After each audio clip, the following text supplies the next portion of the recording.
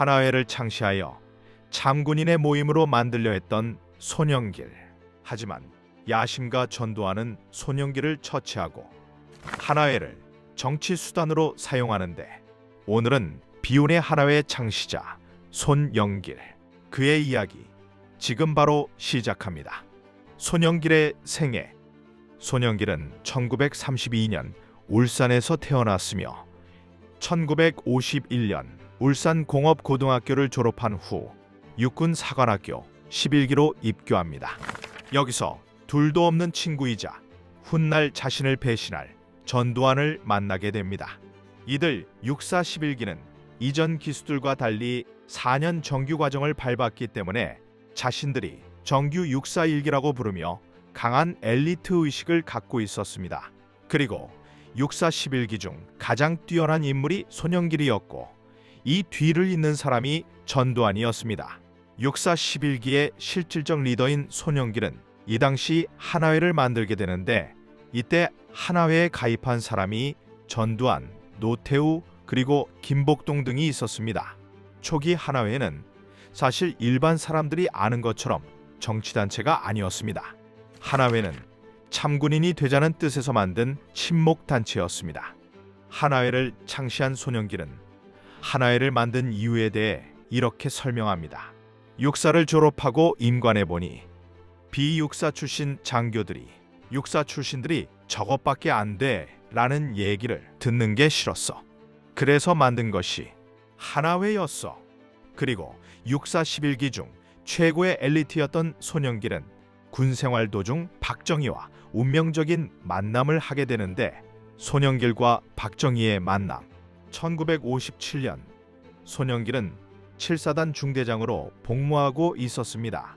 그리고 이때 박정희가 사단장으로 부임하게 되었고, 이로 인해 이 둘의 인연이 시작되었습니다. 1950년대 후반은 6.25 전쟁이 휴전된 지 얼마 되지 않았기 때문에 먹고 살기가 어려웠습니다. 또한 거의 대부분의 부대에는 부조리가 난무했기 때문에 탈영병이 속출했고, 이 문제로 모든 부대가 골머리를 앓고 있었습니다. 하지만 손영길의 중대는 달랐습니다. 손영길의 중대에서는 어떠한 부조리도 없었으며, 이로 인해 단 한 명의 탈영병도 없었습니다. 박정희 사단장은 이러한 손영길의 부대 운영 능력에 감탄을 금치 못했습니다. 또한 어떠한 비리도 저지르지 않는 젊은 장교 손영길의 모습을 본 박정희 사단장은 이때부터 그를 눈여겨보기 시작했습니다. 격변의 시기였던 대한민국, 그리고 1961년 5월 16일 결국 박정희 소장은 쿠데타를 일으켜 성공하고 마는데, 5.16 군사정변. 1961년 5월 16일 손영길은 부산으로 전출 명령이 떨어져 부산 지역에 있었는데, 자신의 절친인 전두환에게 한 통의 연락을 받게 됩니다. 영길아, 큰일 났어. 혁명하신 분들이 우리 동기들이 혁명을 지지하지 않는다고 반혁명죄로 처벌하겠대. 네가 박정희 장군을 잘 아니까 말씀을 드려봐. 평소 박정희 소장을 잘 알고 있고 육사 11기 중 가장 뛰어난 인물이 손영길이었기에 손영길은 곧장 서울로 향하게 되었습니다. 서울역에서 전두환을 만난 손영길은 함께 박정희 소장을 만나러 가게 됩니다. 손영길은 박정희 소장에게 육사 11기는 쿠데타를 지지한다는 의견을 전달하였습니다. 이를 들은 박정희 소장은 손영길에게 이미 상황이 끝났으니 걱정하지 말라. 그리고 손영길이는 부산으로 내려가지 말고 내 전속 부관을 맡게 라고 말을 합니다. 그러면서 박정희 소장은 손영길에게 리볼버 권총 한 정을 선물로 줬고, 이때부터 손영길은 박정희 소장을 모시게 되었습니다. 손영길은 박정희 소장을 4년 넘게 보좌하면서 박정희 소장의 총애를 받았습니다. 또한 손영길은 유경수 여사가 가장 아꼈던 인물들 중 하나였습니다. 손영길이 한 번은 일선 부대로 돌아가고 싶다고 이야기를 했는데, 유 여사가 말리는 바람에 그 자리를 다시 지키기도 했습니다. 박정희 소장은 결국 대통령으로 당선이 되고, 박정희 대통령은 손영길에게 자신과 함께 정부를 이끌자는 제안을 하게 되는데, 차기 참모총장 손영길, 박정희가 대통령으로 당선된 이후 박정희 대통령의 측근들은 대부분 군복을 벗고 그와 함께 청와대로 들어갔습니다. 하지만 손영길은 아니었습니다. 박 대통령은 청와대에서 함께 일하자고 권유했지만 손영길은 이렇게 말하며 거절합니다. 저는 군에 있으면서 각하께서 군인으로 이루지 못한 자주 국방 태세를 갖추는데 최선을 다하겠습니다. 이에 박정희 대통령은 손영길의 큰 뜻을 이해해 주었고 오히려 손영길을 더욱 신임하게 되었습니다. 이후 손영길은 청와대를 지키는 요직인 수도경비사령부 30대 대장을 맡았습니다. 이는 대통령의 의중이 반영된 것이었습니다. 과거 30대 대장은 대령 계급이 맞는 것이 관례였습니다. 하지만 손영길은 중령이었음에도 이 자리를 차지했습니다. 그리고 1967년 손영길이 육군대학에 입학하면서 대대장 자리를 떠나게 되었는데 이때 손영길은 자신의 후임으로 전두환을 추천했습니다.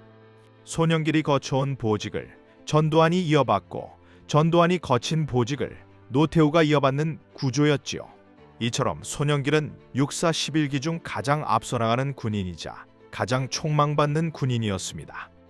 이후 1971년 손영길은 수도경비사령관 참모장으로 발령이 났으며 이 당시 군내 최고 실세인 윤필용 장군을 모시게 되었습니다.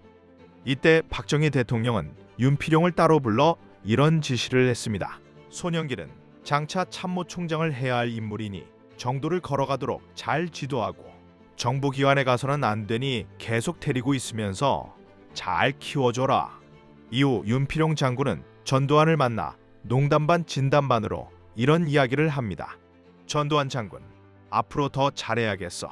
박 대통령이 손영길을 참모총장으로 키우라는 당부가 있었으니 너는 더 분발해야겠어. 이에 전두환은 큰 충격을 받았는데 그 이유는 자신이 육사 11개 중에서 가장 먼저 육군 참모총장이 되겠다는 야심을 갖고 있었기 때문입니다. 그리고 1973년 1월 윤필용 장군은 10월 유신 공로자 2명에게 훈장을 주겠으니 대상자를 추천하라는 청와대의 연락을 받았습니다. 윤필용은 전두환과 손영길을 추천했고 이들은 박정희 대통령으로부터 훈장을 받기로 계획되어 있었습니다. 그런데 갑자기 총무처 장관에게 전화가 걸려옵니다. 2명 중 1명만 2등 훈장을 주고 다른 1명은 3등 훈장을 주게 됐다. 누구에게 2등 훈장을 주겠나? 그러자 윤필용은 2등 훈장을 손영길에게 주라고 말했고 이로 인해 전두환의 질투심은 폭발하게 되었습니다. 그리고 전두환은 이때 이런 다짐을 하게 됩니다. 내 꿈을 이루기 위해서 손영길을 꼭 제거하겠다. 결국 야심가인 전두환에게 손영길을 제거할 기회가 찾아오는데 윤필용 사건. 1972년 10월 박정희 정권의 권력 핵심부에는 4명의 실세가 있었습니다. 경호실장 박종규, 중앙정보부장 이후락, 보안사령관 강창성, 수도경비사령관 윤필용. 그들 사이의 관계는 결코 단단하지 않았습니다. 특히 이후락과 윤필용은 과거부터 얽혀있던 악연이 있었습니다. 윤필용이 한때 박정희 대통령에게 이후락의 비리를 보고하며 두 사람의 관계는 냉랭하게 틀어졌습니다. 그런데 이후락이 대통령의 특명을 받아 목숨을 걸고 북한을 다녀오게 되었고 그 성과로 7.4 남북 공동성명을 발표하면서 상황이 완전히 달라졌습니다. 이후락은 박정희의 절대적인 신임을 얻으며 권력의 중심에 서게 됩니다.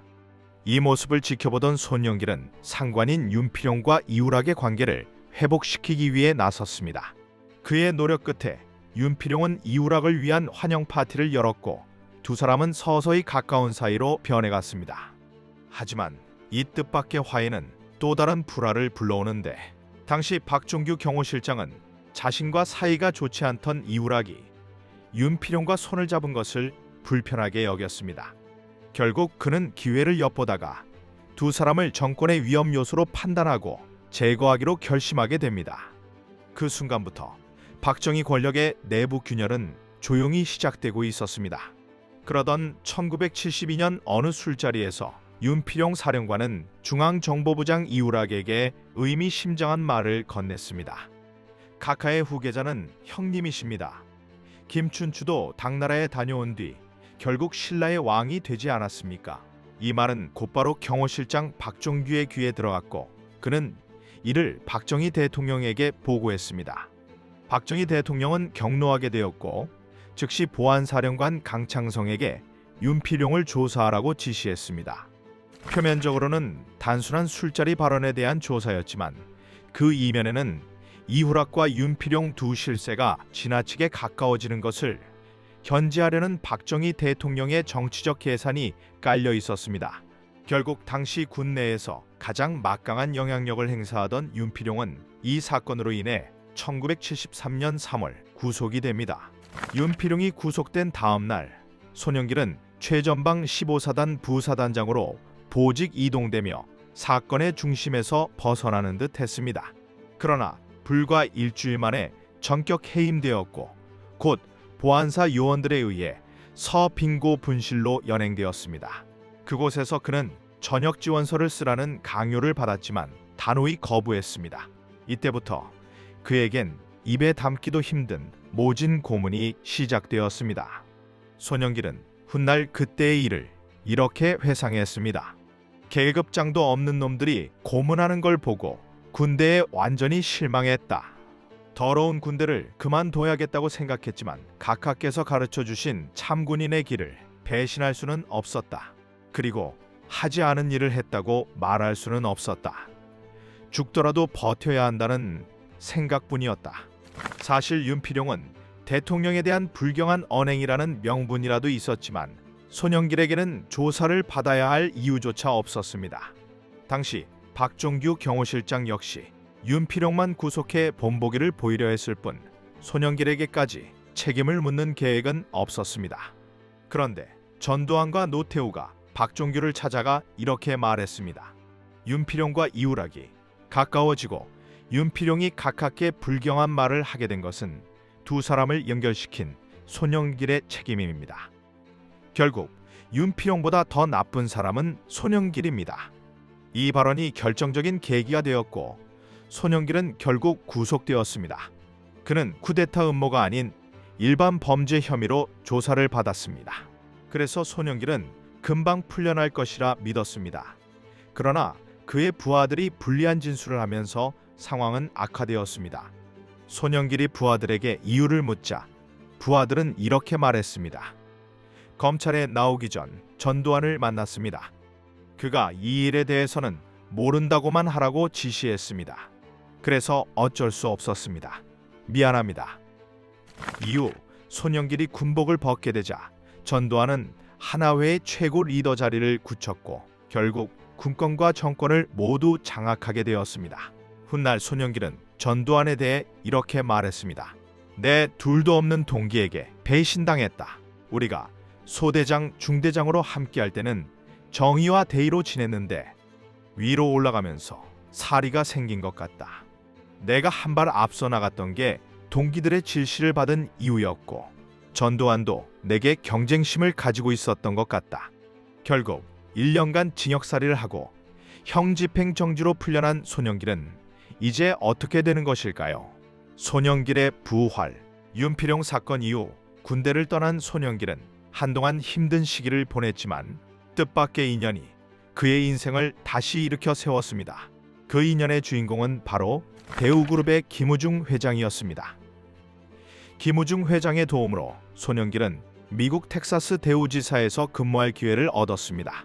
그곳에서 그는 새로운 삶의 방향을 모색하며 안정된 기반을 다졌고 귀국 후에도 대우의 주선으로 페인트 제조회사를 운영하게 되었지요.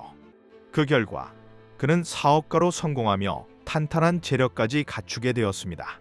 김우중 회장이 손영길을 돕게 된 데에는 깊은 과거의 인연이 있었습니다.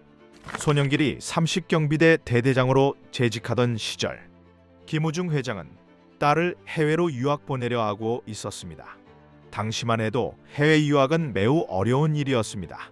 정부의 허가 절차가 까다롭고 외화 사용에도 엄격한 제한이 있었기 때문이었습니다.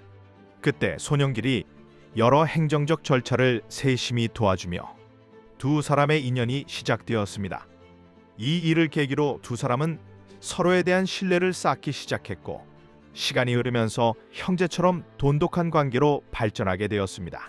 그리고 손영길은 억울한 누명을 쓴 지 무려 38년 만에 법원의 재심에서 마침내 무죄를 선고받았습니다. 법원은 판결문을 통해 다음과 같은 말을 남겼습니다. 사건 관련자들의 진술서는 당시 육군 보안사 수사관들의 협박과 회유로 인해 작성된 사실이 인정된다. 우리 군은 이 사건으로 인해 손영길이라는 아까운 지휘관 하나를 잃었다. 그리고 이 판결로 손영길은 5억 원의 배상금을 받았는데 고민 끝에 이 돈을 육군 사관학교 발전기금으로 기부했습니다. 오늘은 하나회의 창시자이자 박정희 대통령 시절 가장 촉망받는 군인이었던 손영길 장군에 대해서 알아보았습니다. 한국 근현대사에서 가장 많은 만약이 붙는 사건은 바로 윤필용 사건입니다. 이 사건으로 인해 박정희 정권의 핵심 실세였던 윤필용, 손영길, 강창성, 이우락 등이 한순간에 권력의 중심에서 밀려났습니다. 그 여파로 청와대 경호체계가 약화되었고 결국 유경수 여사 피격 사건이라는 비극으로 이어졌죠.